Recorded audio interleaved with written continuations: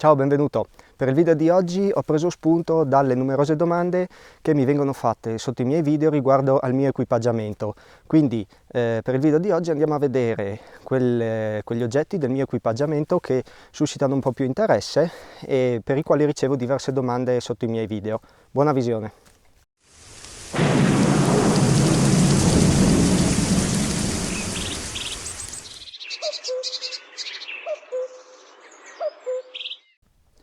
Allora, sicuramente il più gran numero di domande lo ricevo per il mio orologio. Questo è un Casio della serie ProTrek, è il PRV 3500 in colorazione nero-blu e con il quadrante in negativo. La serie ProTrek è quella serie di Casio dedicata all'escursionismo. Io volevo per l'appunto un orologio, non mi interessava il GPS, volevo un orologio semplice che assieme alle solite funzioni avesse l'altimetro. Questa serie della Casio, oltre ovviamente a segnare l'ora, ha le solite funzioni, cronometro, timer, ora dell'alba, del tramonto, poi ha l'orario di diversi fusi nel mondo e inoltre ha un triplo sensore, segna la temperatura, la pressione e appunto all'altimetro. A me non interessava il GPS, quindi volevo un orologio abbastanza semplice, che fosse resistente agli urti, alla polvere, all'acqua, questo al vetro antigraffio e che appunto segnasse l'altezza. Io mi trovo bene, mi soddisfa in tutte le sue componenti, inoltre ha un paio di caratteristiche secondo me interessanti. Una è radiocontrollato, quindi ogni mi pare 3 giorni riceve il segnale da Francoforte, credo, e aggiorna l'ora. Inoltre nel quadrante sono presenti delle piccole celle fotovoltaiche, quindi questo si ricarica col sole. Dove io l'ho acquistato, che è un rivenditore ufficiale Casio, chi me l'ha venduto mi ha assicurato che per almeno 10 anni non serve cambiare la batteria e quindi non bisogna, almeno di non avere altri problemi, non bisogna andare ad aprirlo. Quindi insomma è un tempo molto lungo in cui l'orologio non deve essere aperto perché non serve e quindi non si va a rischiare di rovinare l'impermeabilità all'acqua o alla polvere. Sotto ti lascio il link della pagina Casio, così ti puoi vedere tutte le caratteristiche di questo orologio. Poi, secondo oggetto per cui ricevo molte domande sono questi pantaloni. I pantaloni che indosso oggi e che indosso spesso sono della Revolution Race, una marca finlandese che vende su internet. Io li ho visti, ho deciso di provarli, ho 2 paia. Questi verdi sono i GPX e poi ho un paio di quelli che si possono, tramite una cerniera, possono essere o lunghi o corti. Mi trovo bene con questi pantaloni, la parte nera può essere cerata, io non l'ho mai fatto, però già resiste molto bene all'acqua. Ho fatto quel trekking in Valresia dove ha piovuto tutto il giorno e ho camminato nell'erba un po' alta, ho strisciato lungo alberi, magari cespugli così, e hanno retto benissimo. Ovviamente alla fine della giornata erano un po' bagnati, non sono impermeabili, però rispetto a pantaloni che utilizzavo prima sono stati davvero eccezionali in quelle condizioni. Il prodotto è buono, è fatto con un buon materiale, le cuciture tengono tutte, le cerniere funzionano bene, non si rompono, io sono soddisfatto. Bisogna tener conto che vestono un po' stretto, quindi magari se a te non ti piacciono i pantaloni che vestono troppo stretto, ecco, potrebbe essere un problema. Non danno fastidio e non limitano nei movimenti, però effettivamente sono un po' stretti e la questione che siano stretti si fa sentire quando fa caldo. Adesso è circa un anno che li uso, li ho provati in tutte le stagioni. Secondo me il range di utilizzo, almeno per tutti e 2 i modelli che ho, diciamo che va dai 0 gradi fino a 15-20 gradi. Se si fa ovviamente trekking, quindi si cammina e si fa sforzo, sopra i 15-20 gradi si inizia a sudare parecchio, almeno io sudo parecchio e tengono caldo, perché appunto sono un po' stretti, quindi l'aria non gira molto e possono tenere caldo. Poi è ovvio che dipende da persona a persona. Secondo me il range di utilizzo è questo. Sotto 0 possono essere utilizzati con una calzamaglia, al di sotto, però ti dico sopra i 15-20 gradi io sudo parecchio. Una cosa interessante della Revolution Race è che spesso fa sconti sul sito, quindi questi pantaloni qua dovrebbero costare un centinaio di euro, però hanno sempre dei prodotti in offerta, poi spesso fanno sconti, li scontano dal 20 al 30% e insomma si possono portare a casa con circa 70 euro, che secondo me è un ottimo prezzo per il prodotto, perché ti dico io li ho usati per un annetto e vanno benissimo, sono resistenti e appunto un po' impermeabili. Quello secondo me è uno degli aspetti migliori. Poi cos'altro? Spesso ricevo domande sui miei Victorinox. Allora, uno è il Pioneer Alox modello 2017 in alluminio, ho fatto un video di descrizione, te lo lascio sotto e quindi puoi andare a vedere quel video. L'altro Victorinox che ho è lo Swiss Camp, che è il modello con 32 funzioni, uno dei più grandi, forse il più grande. Questo me l'hanno regalato, io lo utilizzo non solo in escursione, anche a casa se devo fare qualche piccolo lavoretto, ha un sacco di funzioni e va molto bene. Insomma, mi pare che non serva che stia qui a descrivere le caratteristiche dei Victorinox. Questi sono i due modelli che possiedo. Restando in tema coltelli, mi viene chiesto ogni tanto qual è il mio coltello da bushcraft e anche qualche domanda sul Tomahawk. Il coltello bushcraft è il Bushlore della Condor. Questo però vorrei descriverlo in un video a parte assieme al mio Tomahawk, che è il Trailhawk della Cold Steel. Per questi due oggetti vorrei fare un video a parte in cui vado un po' a spiegare perché li ho scelti e pregi e difetti. Quindi per adesso ti dico il nome e quali sono appunto.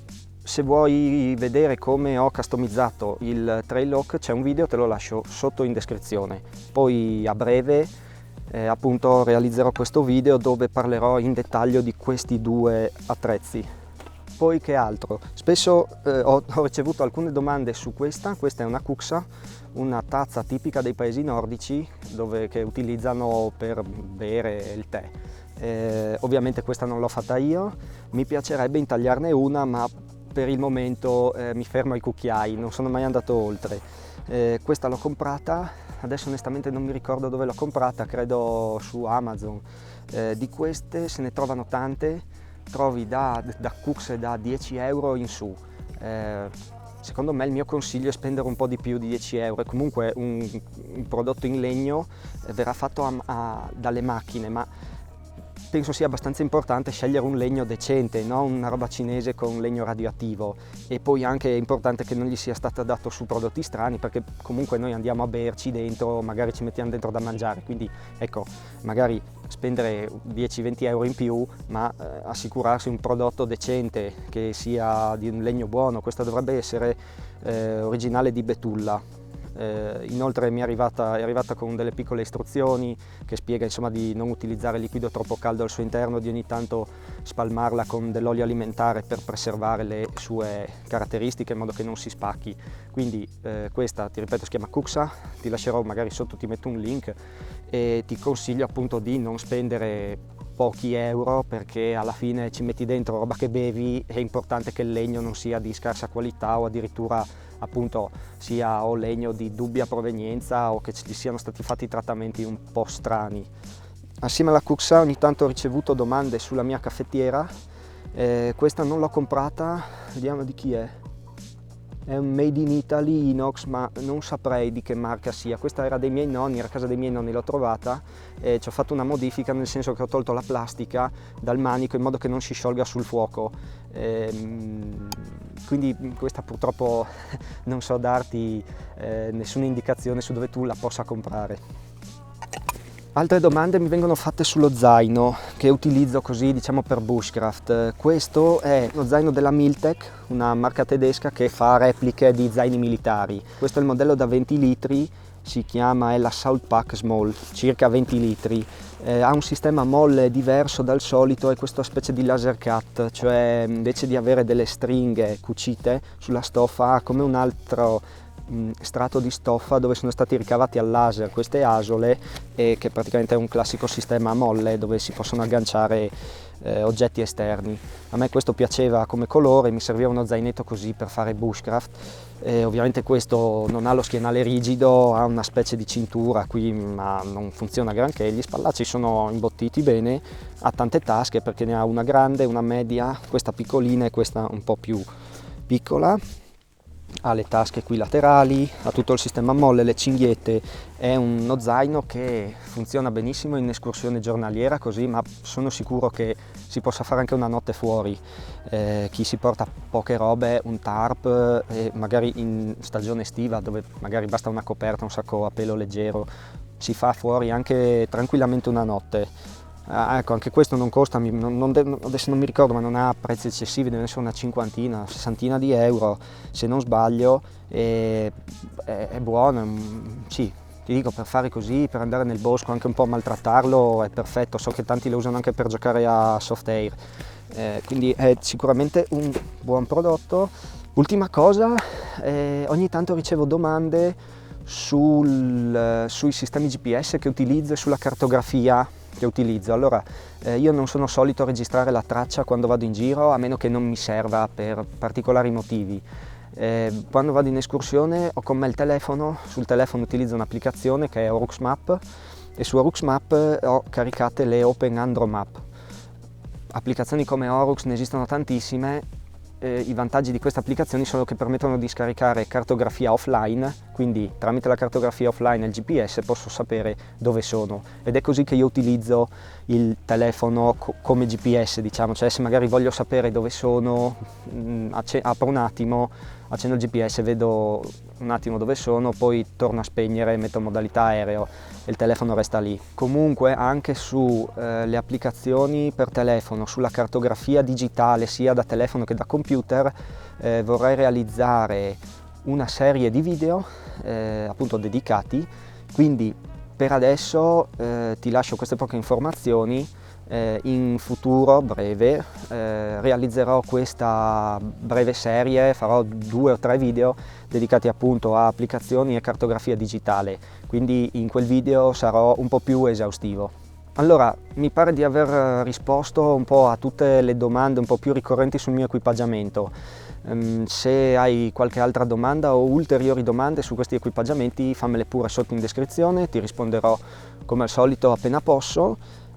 Sotto in descrizione cercherò di lasciarti tutti i link, sia i link all'acquisto diretto dei prodotti, ma anche magari pagine di blog, pagine internet dove si parla del prodotto, e quindi magari puoi tirare fuori altre informazioni, perché ti dico io, questo quello che ti porta è la mia esperienza, ma magari tu stai cercando qualcos'altro, che magari è una caratteristica che io non ho detto. Allora certo, me la chiedi sotto in descrizione, ma magari trovi qualcosa di interessante su questi link che ti lascio. Bene, allora veramente credo di averti detto tutto, ti ringrazio per avermi seguito e noi ci vediamo nel prossimo video. Ciao, a presto!